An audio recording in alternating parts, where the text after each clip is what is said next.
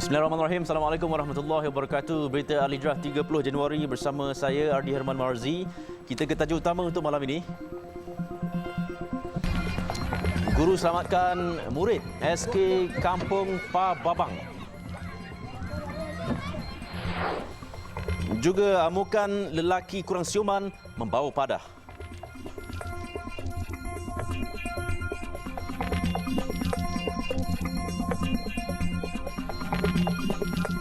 Seorang pengawal keselamatan direman 7 hari bagi membantu siasatan berhubung kematian lelaki kurang siuman akibat dipukul di Masjid Tok Guru, Pulau Melaka di Kota Baru. Perintah tahanan reman suspek berusia 32 tahun itu bermula hari ini sehingga 5 Mac. Perintah tahanan reman dikeluarkan Magistrate Muhammad Fitri Mukhtar bagi menjalankan siasatan di bawah Seksyen 304 Kanun Keseksaan.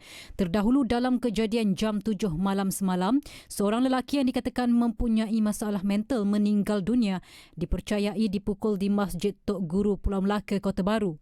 Mangsa sebelum itu dikatakan mengamuk di sekitar surau Pasar Kota Jembal ketika waktu solat zuhur sebelum mangsa pergi ke masjid berkenaan. Mangsa yang berusia 20-an menunaikan solat asar bersendirian sebelum keluar dan secara tiba-tiba menendang serta menyepak wanita yang juga tukang masak sebuah sekolah tahfiz berdekatan ketika melalui perkarangan masjid terbabit. Melihat kejadian berkenaan, sekumpulan lelaki membantu wanita itu sehingga berlaku pergelutan menyebabkan mangsa dipukul sebelum didapati tidak sedarkan diri dan meninggal dunia. Mayat mangsa dihantar ke Hospital Raja Perempuan Zainab II untuk bedah siasat.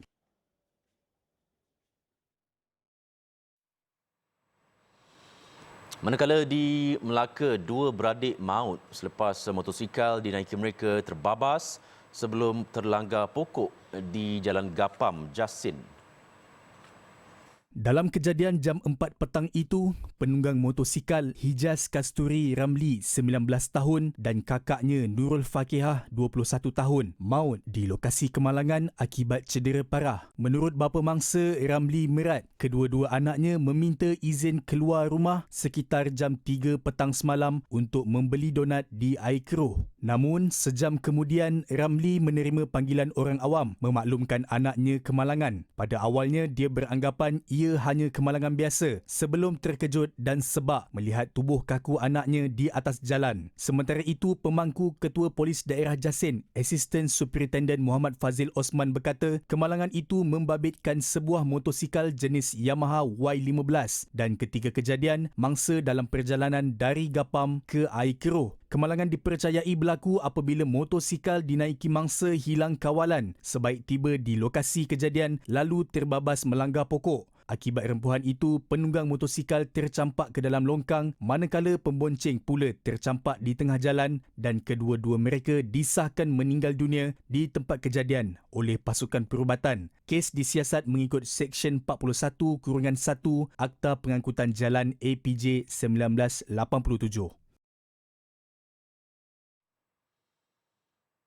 Di Johor, seorang kanak-kanak lelaki berusia 12 tahun yang patah tangan kiri selepas terjatuh dari tingkat 11 rumah pangsa Lakin di Jalan Garuda, Johor Bahru petang semalam dilaporkan meninggal dunia beberapa jam selepas kejadian.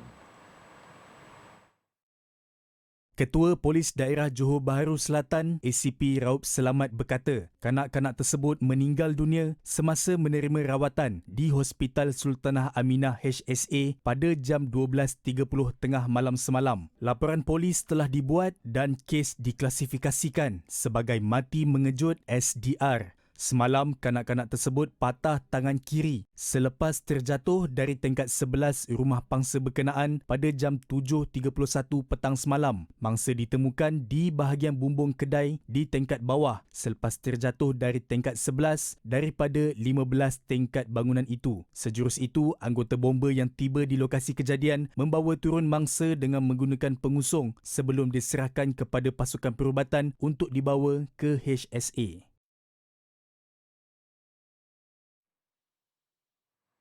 Di Sabah, tindakan pantas beberapa guru berjaya menyelamatkan lebih 20 murid sekolah rendah Kampung Pa Babang sempurna daripada lemas selepas jeti di kampung pulau itu runtuh pagi tadi. Rakaman video tular di media sosial hari ini menunjukkan murid yang lengkap berpakaian sekolah terjatuh ke dalam laut. Kemudian beberapa guru yang turut berada di jeti terjun menyelamatkan murid-murid berkenaan. Semua guru dan murid dilaporkan selamat. Ketua Bahagian UMNO Sempurna Abdul Manan Indanan berkata, kejadian membabitkan murid dan penduduk kampung, namun guru-guru yang berada di lokasi kejadian terjun menyelamatkan murid-murid terbabit. Abdul Manan dalam pada itu memaklumkan kejadian tersebut kepada Timbalan Perdana Menteri Datuk Seri Zahid Hamid yang kini berada di Sabah dan beliau melihat video berkenaan kemudian bersetuju memberikan peruntukan segera untuk pembinaan segera jeti berkenaan. Allahu Akbar.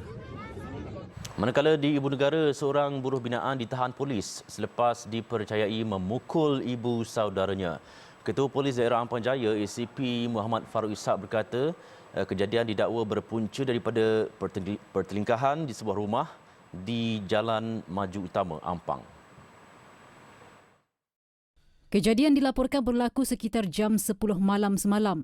Ia berpunca daripada perselisihan faham antara seorang lelaki berusia 50 tahun yang juga pengadu dengan suspek.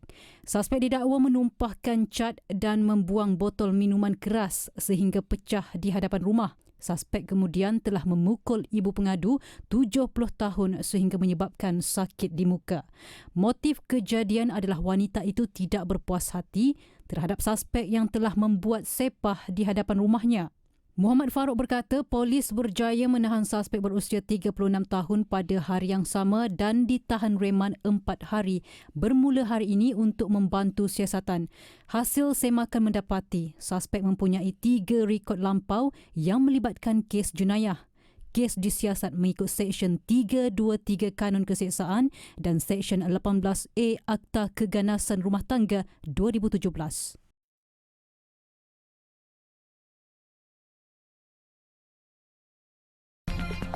Selepas ini, pendidikan percuma pelajar dari keluarga miskin.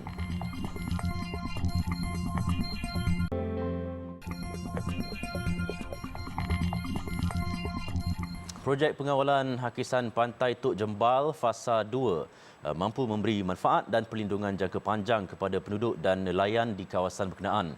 Menteri Sumber Asli, Alam Sekitar dan Perubahan Iklim Nik Nazmi Nik Ahmad berkata projek berkenaan melindungi kemudahan infrastruktur awam daripada pukulan ombak dan hakisan pantai. Katanya projek yang melibatkan peruntukan sebanyak 73.5 juta ringgit berkenaan telah dimulakan sejak tahun 2010 dan siap sepenuhnya pada 24 Julai 2019. Projek itu dilaksanakan berikutan keadaan pantai yang mengalami hakisan terutama ketika monsun timur laut. Projek tawaran semula di bawah RMK ke-10 dan sampai ke RMK ke-11 meliputi pembinaan 5 buah pemecah ombak ataupun offshore breakwater, pembinaan 1 buah terminal groin sebanyak 180 meter, kerja-kerja landscape, pembinaan 2 struktur lapis lindung sepanjang 750 meter, pembinaan 1 training wall sepanjang 50 meter dan kerja penyuburan pasir pantai, beach nourishment. Beliau berkata demikian selepas melakukan tinjauan di Pantai Tok Jembal, Kuala Nerus hari ini. Katanya sejak 2010, hakisan di kawasan berkenaan semakin kritikal berikutan terdapat pembangunan dan penebus gunaan tanah pesisir pantai dengan kehilangan kawasan pantai selebar 60 meter setiap tahun. Justru itu langkah segera telah dilakukan bagi mengawal dan melindungi Pantai Tok Jembal, Kuala Nerus dari terus terhakis. Katanya usaha yang dilakukan itu sekaligus dapat memberi manfaat kepada kawasan sekitar yang terjejas teruk seperti di Kampung Tok Jembal, Kampung Tanjung Gelam dan Kampung Kubang Badak.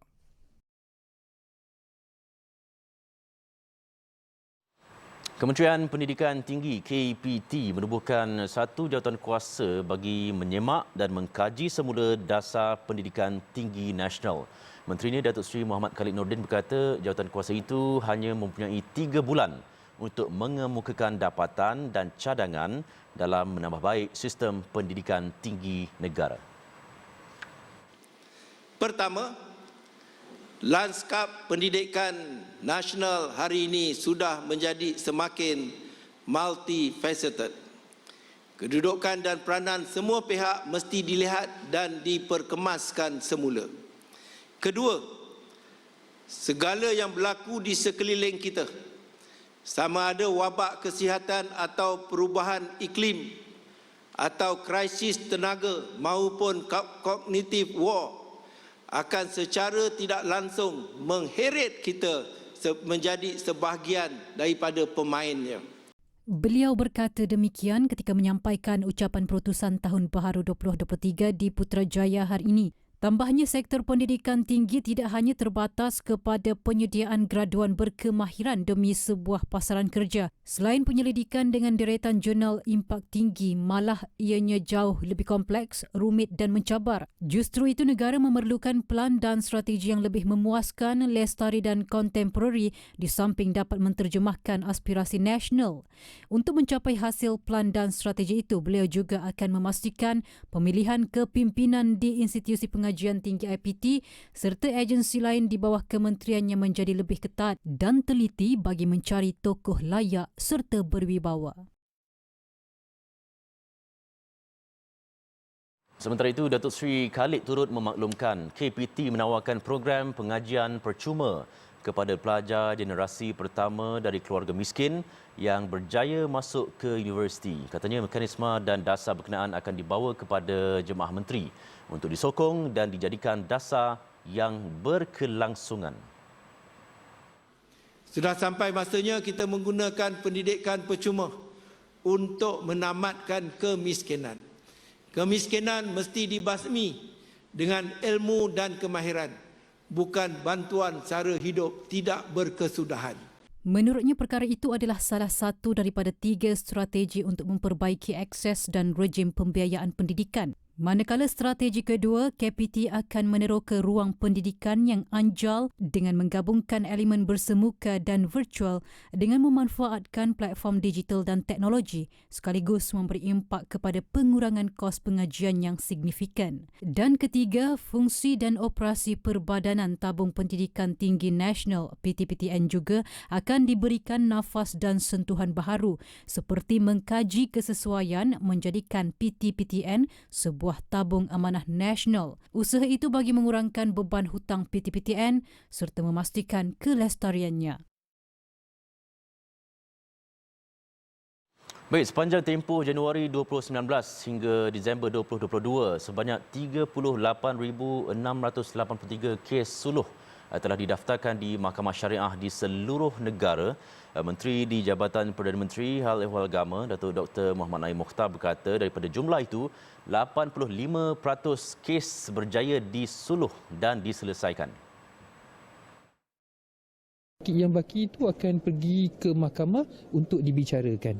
Jadi kita bayangkan kalau tak adalah suluh mediasi ini, 38,000 kes yang didaftarkan tadi akan terus pergi di hadapan mahkamah. Sedangkan kes ini sebenarnya boleh diselesaikan dengan baik melalui suluh mediasi tadi. Dengan Dr. Indon sebut dengan aman, sejahtera, kan, melihat kepada kepentingan pihak-pihak. Sebab suluh mediasi ni dia bagus sebab dia bukan saja nak menyelesaikan pertikaian pihak-pihak, tetapi dia melihat jauh. Bagaimana nak pastikan pihak-pihak ni, contohnya kalau suami isteri, mereka ni boleh bercerai, kan, dalam konteks hak jagaan anak. Mereka ni boleh bercerai, berpisah, tetapi mereka akan melalui suluh mediasi ni, mereka akan pandang jauh ke depan bagaimana nak membina hubungan yang baik demi menjaga kebajikan anak-anak tadi tu. Datuk Dr. Muhammad Naim ditemui media selepas majlis penyampaian sijil profesional suluh mediasi dan pelancaran skuad suluh di Pusat Konvensyen Movenpick Sepang, Selangor petang tadi. Ia dianjurkan Universiti Sains Islam Malaysia USIM dan Jabatan Kehakiman Syariah Malaysia JKSM. Seramai 99 peserta dari seluruh negara berjaya menamatkan proses penilaian pensijilan suluh mediasi yang diadakan sebanyak 3 siri dari September hingga Disember lalu. Suluh merupakan kaedah penyelesaian konflik secara damai yang diamalkan ajaran Islam lebih 1,400 tahun dahulu dengan mengutamakan pendekatan lestari dalam masyarakat. Ribuan pengguna terkesan dengan gangguan perkhidmatan di antara 2 stesen iaitu LRT Bandaraya dan LRT Masjid Jamek akibat penjajaran landasan yang bengkok berhampiran stesen LRT Bandaraya. Ketika ditemui kru berita Al-Hijrah, mereka menghadapi kesukaran untuk ke destinasi yang dituju kerana mengambil masa yang agak lama. Memang susah sebab transport tak ada. Kita kena depends on transport. Kita punya ni LRT sebagai bas. So memang susah sikit lah nak dapat transport. Maybe kena perbaiki sikit kot dia punya technical supaya orang senang susah nak pergi kerja and everything. Saya rasa susah lah sebab kena selalu dari Masjid Jami ada train sampai rumah saya lah. Sekarang agak susah lah sebab kena tukar bas dekat Bandaraya. So sebab saya ingat servis ni macam dah berapa hari dah, macam 3 hari ke 4 hari. So diorang belum baiki lagi. So kalau diorang cepat baiki, senang bagi kita lah.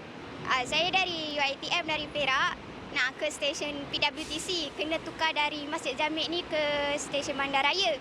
Tapi sekali tadi dengan pengumuman ada kelewatan, lepas tu kena naik bas, macam terkesanlah sikit, susah sikit nak ni. So kalau tak senang je, kalau tak sekarang ni dah sampai dah sepatutnya, tapi sekarang makan masa lah juga. Walau bagaimana dalam kesukaran dan kelewatan kerana perlu menukar shuttle dari stesen Bandaraya ke Masjid Jamek, pengguna yang menaiki LRT juga berasa senang kerana dibantu oleh pegawai prasarana dan polis bantuan serta papan tanda bagi memudahkan mereka mengetahui destinasi yang ingin mereka tuju dan shuttle mana yang mereka perlu gunakan. Sekarang ni nampak payah sikit lah, perjalanan kita pun jadi lambat lah. Sebab kita nak cepat, benda ni nak cepat, tiba-tiba jadi tergala semua tu lah salah dia. Ada. Itu biasa. Ada kadang orang boleh bantuan atau tolong semua, kita dapat bantuan dari tu lah. Kan? Sebab apa kalau kita tak ada bantuan tu, kita susah lah kan. Dalam pada itu, pihak operasi rel akan melanjutkan waktu puncak pagi dan petang bagi operasi LRT laluan Ampang Seri Petaling dan laluan monorail Kuala Lumpur bermula hari ini 30 Januari 2023. Menurut kenyataan media Prasarana Malaysia Berhad, pemanjangan operasi waktu puncak ini adalah untuk memberi kemudahan dan keselesaan kepada pengguna serta mereka dapat merancang perjalanan lebih awal bagi mengurangkan kesesakan di beberapa stesen rel, khususnya di stesen pertukaran LRT Masjid Jamek dan stesen LRT Hang Tuah. Waktu puncak pagi akan dipanjangkan dari jam 6.30 pagi hingga 10.30 pagi berbanding jadual asal iaitu 7 pagi hingga 9.30 pagi. Manakala waktu puncak petang pula akan dipanjangkan dari jam 4.30 petang hingga 8.30 malam berbanding jadual asal iaitu 5 petang hingga 7.30 malam.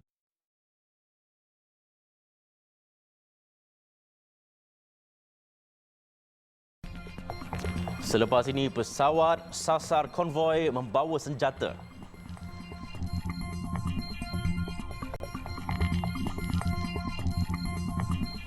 Baik, laporan luar negara, sekurang-kurangnya 8 orang terbunuh selepas pesawat yang tidak dikenali menyasarkan konvoi truk yang membawa senjata ke timur Syria dan Iraq. Serangan itu memusnahkan konvoi 6 truk penyejuk beku yang mengangkut senjata Iran di sempadan wilayah Al-Bukamal di Syria. Kesemua mangsa yang terbunuh termasuk pemandu truk dan semua pembantunya dipercayai bukan warga negara Syria.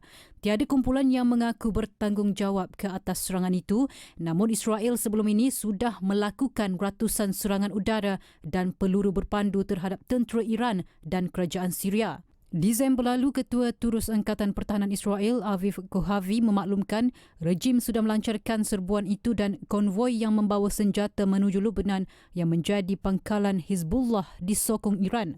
Israel juga mengakui telah melakukan ratusan serangan udara dan peluru berpandu di negara itu sejak Perang Saudara meletus pada 2011.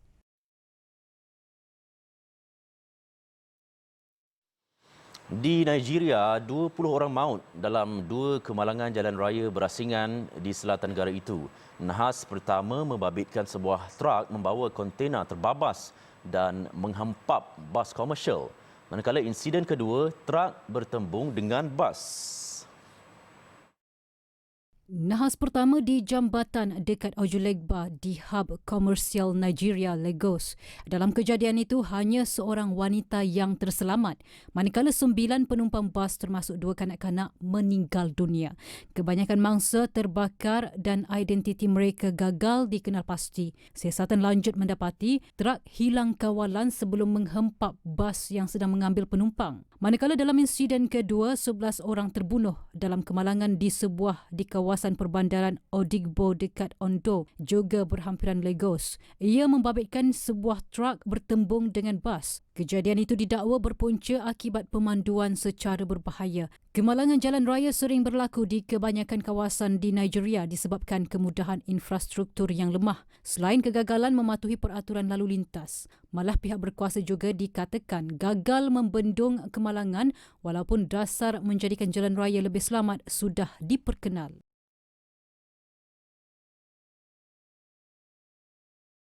Sementara itu, di Pakistan, sebuah masjid di Ibu Pejabat Polis Islamabad dibom. Kejadian menyebabkan 25 terkorban dan kebanyakan mangsa merupakan pegawai pihak berkuasa itu. Sehingga kini tiada pihak mengaku bertanggungjawab terhadap serangan berkenaan. Menurut pegawai polis tempatan, anggota penyelamat ketika ini sedang berusaha mencari mangsa yang tertimbus di bawah timbunan batu dan serpihan bangunan. Angka kematian berkemungkinan akan meningkat. Ekoran ada mangsa belum ditemui. Pihak polis mengesyaki serangan itu dilakukan pengebom bunuh diri dari Taliban Pakistan berikutan sebelum ini terdapat kejadian yang serupa berlaku di negara itu.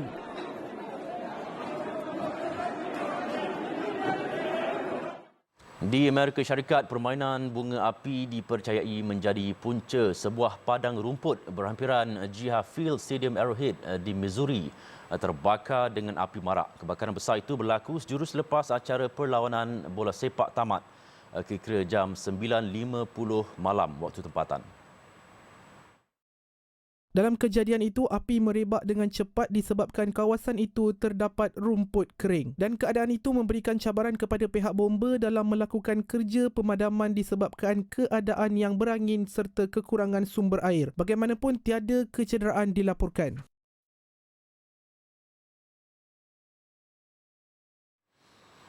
Baik, sekian untuk malam ini. Jangan lupa berita Al-Hijrah turut berada di pelbagai platform media sosial seperti Facebook, Twitter, YouTube, Instagram dan juga TikTok, dan layari alhijrahnews.com untuk lagi kupasan mendalam berita dalam dan luar negara serta artikel eksklusif.